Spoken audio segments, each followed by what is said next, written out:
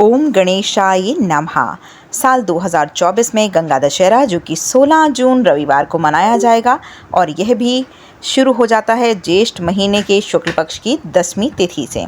जो 10वीं तिथि पड़ रही है वो पड़ रही है 16 जून को रात को 2:32 पर शुरू होगी और अगले दिन 17 जून को सुबह 4:43 पर ख़त्म होगी। सनातन धर्म में सूर्योदय से तिथि की गणना की जाती है, इसलिए 16 जून को ही गंगा दशहरा मनाया जाएगा। हिंदू धर्म में गंगा दशहरा का पर्व बहुत ही विशेष मान्यता रखता है और माना तो यह भी जाता है कि इस दिन गंगा स्नान करने से सारे पाप धुल जाते हैं और व्यक्ति जन्म मरण के बंधन से मुक्त हो जाता है। और इसी दिन माँ गंगा का पृथ्वी पर अवतरण भी हुआ था और भागीरथी ही अपनी पृथ्वी पर आई थी। भागीरथ अपने पूर्वजों की आत्मा का उद्धार करने के लिए गंगा को पृथ्वी पर लेकर आए थे और गंगा दशहरा के दिन माँ गंगा की पूजा अर्चना की जाती है और दान पुण्य भी किया जाता है।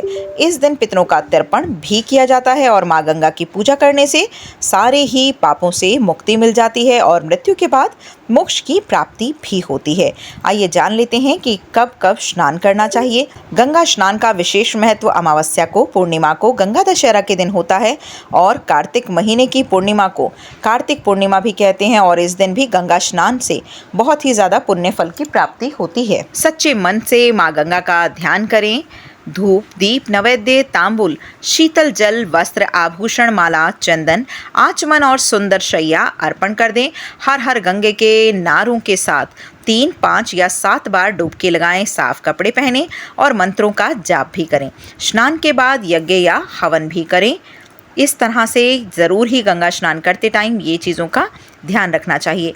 मान्यता यह भी है कि गंगा स्नान करने से 10 अश्वमेध यज्ञ और 1000 गौ दान करने के बराबर पुण्य प्राप्त होता है और ऐसा माना जाता है कि गंगा स्नान करने से पहले पिछले ही जन्मों के पाप नष्ट हो जाते हैं और देवी देवता भी प्रसन्न होते हैं। गंगा माँ को मोक्षदायिनी के रूप में जाना जाता है और ऐसा माना जाता है कि गंगा में स्नान करने से सभी पापों का नाश होता है, अनंत पुण्य की प्राप्ति होती है और गंगा स्नान करने से शारीरिक और मानसिक पीड़ा से भी मुक्ति प्राप्त होती है। कुछ नियम है, इसको भी आप ध्यान रखिएगा।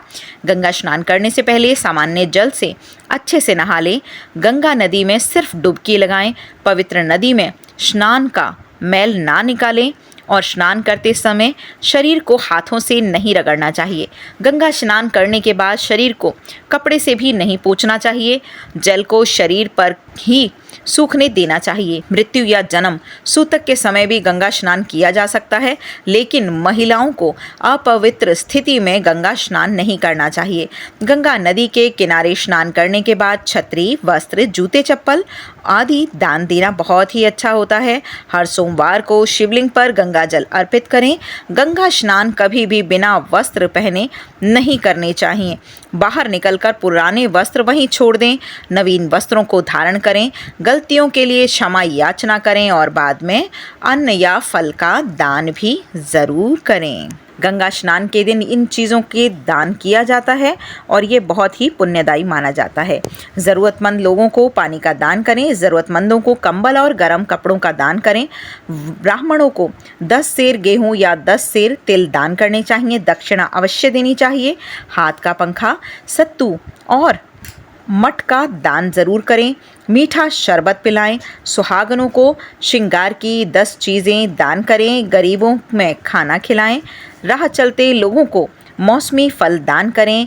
प्रदोष काल में दीपक ज़रूर ही प्रज्वलित करें। शरीर को ठंडक देने वाले सूती वस्त्र, गमछा और धोती किसी ब्राह्मण को दान कर दें। दक्षिणा दें। जल, अन्न, फल, वस्त्र, पूजन की श्रृंगार सामग्री, घी, नमक, शक्कर और स्वर्ण का दान करें। बोलो लक्ष्मी नारायण भगवान की जय।